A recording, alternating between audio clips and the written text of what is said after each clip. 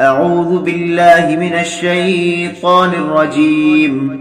بسم الله الرحمن الرحيم.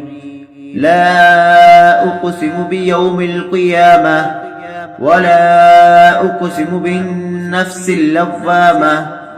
أيحسب الإنسان أن لن نجمع عظامه بلى قادرين على أن نسوي بنانه بل يريد الإنسان ليفجر أمامه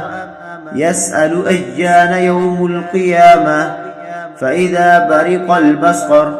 وخسف القمر وجمع الشمس والقمر يقول الإنسان يومئذ أين المفر كلا لا وزر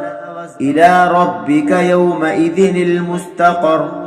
ينبأ الإنسان يومئذ بما قدم وأخر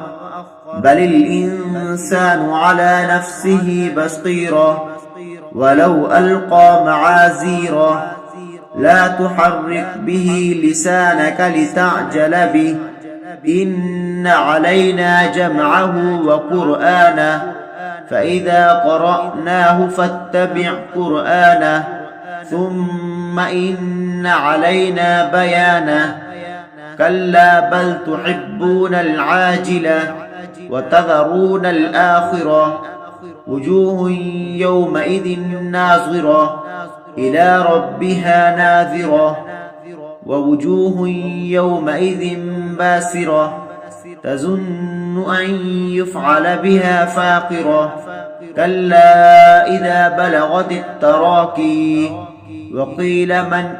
راق وظن أنه الفراق والتفت الساق بالساق إلى ربك يومئذ المساق فلا صدق ولا صلى ولكن كذب وتولى ثم ذهب إلى أهله يتمطى أولى لك فأولى ثم أولى لك فأولى أيحسب الإنسان أن يترك سدى ألم يكن نطفة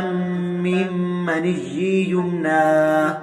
ثم كان علقة فخلق فسوى فجعل منه الزوجين الذكر والأنثى